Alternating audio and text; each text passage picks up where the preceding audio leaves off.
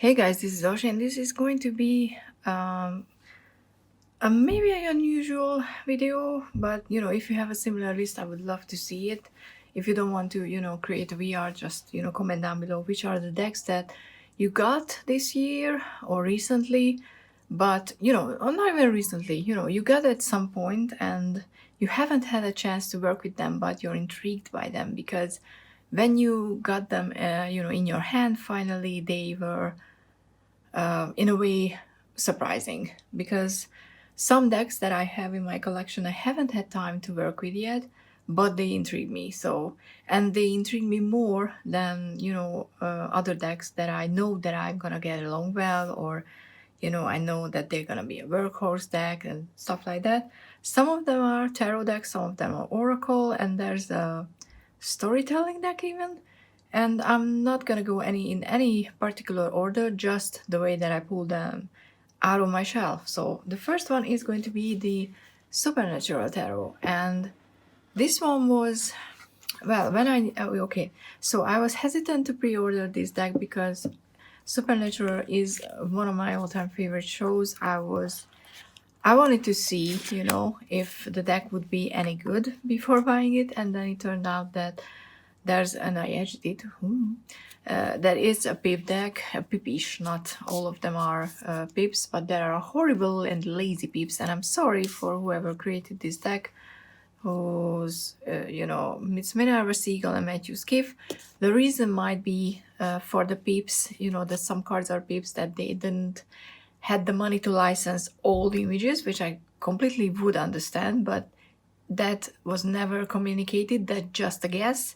And even when you do that, when you don't have the money to license all the actors, or I don't know, from the TV shows, like really, Six of Pentacles with like, you can be more creative than that, especially with a card like this, the Word. And I'm kind of guessing that there was a misconnect between the artist and the creator of the deck, because the guidebook is brilliant, actually. I mean, I haven't worked it, like I said, it's just, my there was a few times that I was like, okay, I want to work with this deck, and I pulled out, I used it in picker cards, and it works great because I, even if I pull a Seven of Bones, which is wands, in this deck, I know what the Seven of Wands means, so I can, pull that in, but I can't use anything out of the image, which is, sad. But the guidebook is so good. It was explained well why the character for the card was chosen, the meanings and everything. So the guidebook is actually so much better than how I imagined it would be. And that just makes me more upset about how shitty some of the pentacles are, because it could be, a very well done deck, because, for something like that, this, you only get the usual meanings, nothing else from the show. But from something like this, you could get, they explain who's on the card and why they are connected to the card. So I kind of feel like this deck was rushed, and I know that no one would ever admit that, no one would ever read on the deck, which is, I think it's a shame, because why is it a problem to admit that, you rushed something, you made mistakes, and you could improve on? Why is being in, in an Eight of Pentacles state it's a shame, it's shameful, or I don't even know what. Pride shouldn't come into play when we're talking about something that people are gonna use. We're not just looking at it, we're using it. This is a tool. But like I said, the guidebook is well written, at least the portion that I've skimmed through. So this was a surprise in a way, because when I ordered it, when I bought it, I already, I kind of decided that this is just going to be a novelty deck. I'm just going to use it during winter and probably not be very inspired to work with it. But now I'm not sure. It could be a much, much better deck than how I imagined. But I don't like how, it's not that I don't like that I have to work for it, because I don't mind, if there's something that I know that it's gonna be there and I have to work for it, that's completely fine. I love that. But when I have to work for it in a way that I have to give so much more credit to certain things and just overlook like the lazy pips, when I have to do that, I'm annoyed. I am annoyed. I mean, at least with these Six of Swords blades, they used all sorts of blades from the TV show. You know, at least that there was something, even though it doesn't give you anything what the card means. So that's why I would never suggest this to a beginner. But yeah, that's the first one, and I will shut up because I know I'm saying the same things over and over again when it comes to this deck, but yeah, I have issues and they always come out. The next one is the white Numen tarot, and this one is the last tarot. So there's 2 tarot decks only in this selection. And this one was something that I picked it up in pre-order. At first I didn't want it, and then I looked at the artwork more and more, and I was like, oh, okay, I don't care, I want it. And I didn't know that it's gonna be available on Book Depository, so I arranged to go to a friend who would send it to me, and it took more time and money than it normally would have. But I had no idea that this would be available mass market as well, or sold on Book Depository. Now I know, so now I don't have to stress when it comes to liminal living decks. But when I initially looked through this deck, the artwork, I was like, it looks pretty, but I'm not gonna be able to work with it because there are cards that differ so much, and there's not much in the guidebook, unfortunately. I'm still not sure because I haven't had the time to, look into it, if there's a more extended guidebook available somewhere. But it surprised me when I started using it, and I love this Lover's card. And the High Priestess was one of them, like I already bought the deck and I didn't know she would look like that.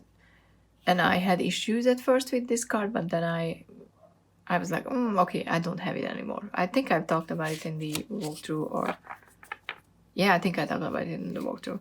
But ever since that I started using it, because it looks cool and I want to use it, I'm kind of getting really interesting readings and messages with it, and it reads well. So I'm intrigued, but I'm hopeful that there's going to be a way to know more about why certain illustrations were chosen for this deck, because this is different from your usual Rider-Waite-Smith, which is not a problem. I don't have a problem decks differing from any system if I get an explanation. If I don't, I have issues, because how am I supposed to figure out? But like I said, haven't worked with it a lot, but I'm kind of getting a feeling that this could be a very good or a very bad deck, in the sense that we're either gonna work very well together, or we're not gonna, we're just gonna stare at each other, and this deck is just gonna be pretty. Okay, so the next one is the Recapture Orca, which was a recent gift, and I knew that this would be a very powerful deck. That's why I wanted it. But I still haven't really figured out how I'm gonna work with it. That's part of the intrigue, that I know that it's gonna pack some punches, but I have to figure out how I'm gonna work with it. Some deck cards are upside down, I don't know. But yeah, the intrigue is kind of mixed with fear in a way, because okay, I don't know why that section is upside down, but and it's rose petal, and it's hard to shuffle currently, which kind of sucks. But the size is my idol oracle card size, so I really like that one. But yeah, it can pull very strong messages immediately. But like I said, I don't know how exactly I'm gonna work with it, and there's the intrigue, because I kind of feel like I will have to figure out how this deck is going to work for me, and it's going to be on a more personal, more special side of things, maybe, though I use it in, you know, relationship related readings as well, and it's you know, it's there definitely, but I'm kind of worried to use it, to be honest, without a lot of warnings, because it can be very personal, it can be triggering, you know, emotionally, and I definitely don't want to do that to anyone.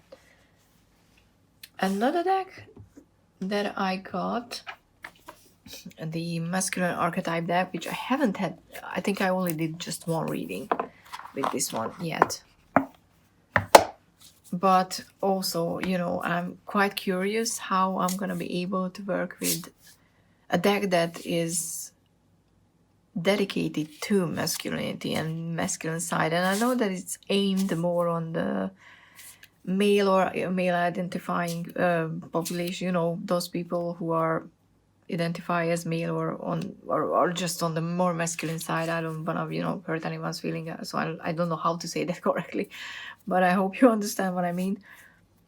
Which is completely fine, because there's a lot of young men who grow up and have no idea how to deal with the fact that gender roles are changing, expectations are changing, but you still hear a lot, you know, there's still a strong message about you're not a real man if you know, you're not muscly, and you're not big and strong, and you don't protect everyone, and you don't kick ass, and you cry, and, you know, all those bullshit things that we know by now that is not true. And we should concentrate more on the we are humans at first, and everybody has a masculine and more feminine side. And I don't have a problem with those two labels, because I think it's clear when I say masculine what I mean by that. And you know, clear labels are important, but you know, labels shouldn't be used to put someone in a box they don't want to be in. That's where I have a problem with it. But I have no idea if it's actually gonna be working for me or not, because I have in some aspect a very masculine brain, I think.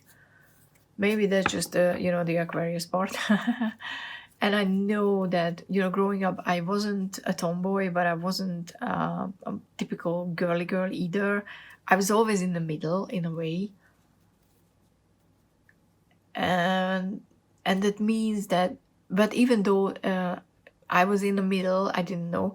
I was, you know, I was exposed to more on the feminine side of things, because that's how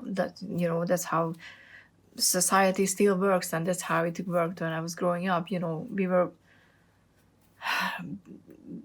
told to read stories about princesses and all that bullshit, which I liked back then, but now I'm mad, because, you know, young girls growing up reading about how romantic is that when someone comes in and save your ass. It gives you a very bad foundation on how you're supposed to look at life and stuff like that. So even though I used to love those romantic stories, I'm kind of mad at them. And I love when we're talking about how you can evolve and, you know, level up on your own with the help of others, but not because you're a female, not because you're a male, not because you're la la la la, but because you're a human being, and, you know, other people can be at help and stuff like that. But you know what I mean. That's an ongoing conversation for a lot of people anyway. So yeah, I have no idea if this is actually going to be working well for me, or I'm just gonna, after a while, use it for people specifically wanting reading about masculinity or their relationship with masculinity, because that could be a very useful tool for that, I think, as well. And the last one is the Shadowword, which is a card game. It's a sci-fi storytelling card game, and I know what I want to do with it. Look at that, all the bees would. And now that the motorcycle is gone, let's continue. So this is a storytelling deck, and I haven't had the time to use it. There's like 20 cards, yes. And you know what I want to do with it, and I'm really hoping I can start with it during the Christmas break, is pull one card from the deck. These are huge and you know thick cards, but I don't mind. I really like these. Just pull one card, pull some tarot, and tell a story. That's what I want to use it for. What I want to do with tarot is storytelling, and I went for the sci-fi one from these decks, but there's I keep forgetting, but there's one with the mansion, I think. I remember seeing that somewhere. Maybe not here, but I mean you can play games with it. I don't care about that part, because I specifically picked it up for you know, storytelling with tarot. The storytelling with project storytelling with tarot project, which is gonna be, you know, Tarot Tales, which is funny because that's Jack's channel. So I was kind of, you know, thinking about trying to find a different name, but I just can't. But you know, if that's the next association and you look up her channel because of that, I think that's a bonus, hopefully. But you know, there's a Hollow Woods and there's a Mystery Mansion also, so I'm gonna get those one as well, even though I haven't started working with it, but I just love it. And you know, you can connect these cards in any way. So if you want to, you know, play with it, you can just pull a few, and because of these pipes, the images connect very nicely. Look at that. I mean, there's a whale and the jellyfish flowing in the air, and there's a fishes, and there's, you know, this thing. I don't think this is a witch.